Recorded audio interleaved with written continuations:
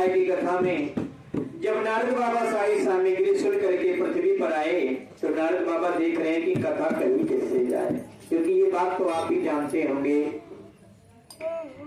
कि शास्त्र हो, संसार की बातें हो या शास्त्र की बातें हो, ये बताना केवल उसी को चाहिए जो वास्तविक रूप से उसमें इच्छा रखने वाला हो।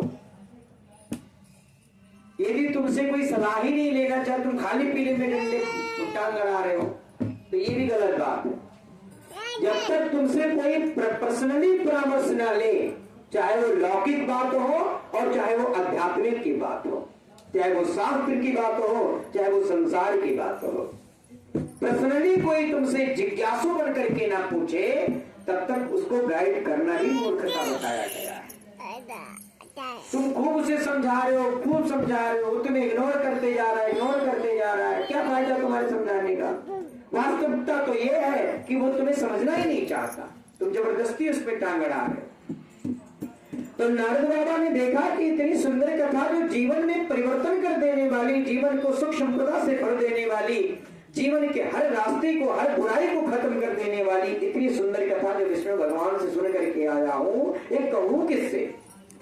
क्योंकि सब लोग इसके अधिकारी भी नहीं है, हर कोई इस कथा के अधिकारी भी नहीं है जो श्रवण कर सके, ये भी समझना। क्योंकि कथा की अपनी कुछ मर्यादाएं होती हैं, अपने कुछ नियम होते हैं, कुछ विधान होते हैं जो शास्त्र सम्मत है। इस प्रकार के वचन को सुन करके क्या देख रहे हैं कि सुंदर काशीपुरे नगरे आसीत अति निर्धना दोक्षम व्याकुलो भुक्त्वा नित्यम ब्राह्मण भूतले दुखितम ब्राह्मण दुष्टा भगवान ब्राह्मण प्रिया। बाबा ने देखा कि सुंदर काशीपुरी नाम का नगर है, उसमें ब्राह्मण देवता रह रहे जिनका नाम शतानंद है।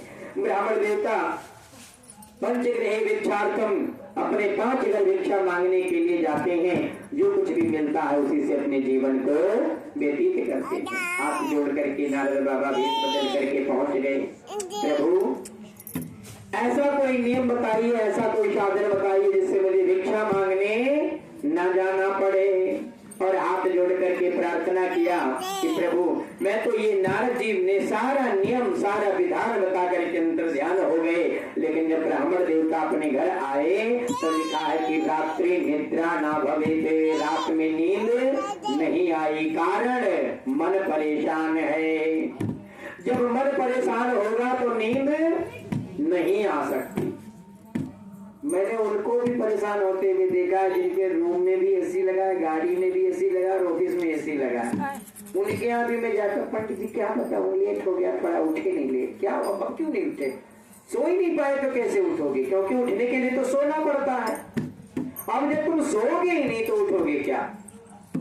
ऐसी परिस्थिति में हाथ जोड़ करके प्रार्थना किया और सारे नियम, जब एक बार कथा करने से लाभ प्राप्त हुआ तो मासे मासे कथा श्रवणम भवेति, हर महीने में कथा करवाना आरंभ कर दिया। भगवान ने जब धन धान्य से परिपूर्ण कर दिया, हर प्रकार की मनोकामना को पूर्ण कर दिया, मनवांछित फल से परिपूर्ण कर दिया, तो उसी समय लकड़ी बेचने वाला लकड़हारा प्यासा था, पानी प्रसाद के लिए अंदर गया, देखा कथा हो रही है, प्रसाद खाया और दोनों भगवान की कथा में बैठ करके खूब आनंद से भगवान के नामों का गुणगान करने लगे। तीसरे अध्याय में बताऊंगा संकल्प करने के बाद न करने से क्या फल प्राप्त होता है। इसलिए खंडे द्वितीय अध्याय संपूर्ण। बोले श्री सत्यनारायण भगवान की, बोल गोविंद भगवान की। ओम नमो भगवते वासुदेवा ये, ओम नमो भगवते वासुदेवाय कृष्ण देवाय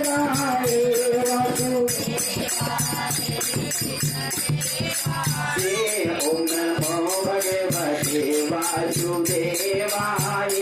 ओम नमो भगवते वासुदेवाय कृष्ण देवाय वासुदेवाय, ओम नमो भगवते वासुदेवाय, ओम नमो भगवते वासुदेव भगवान की।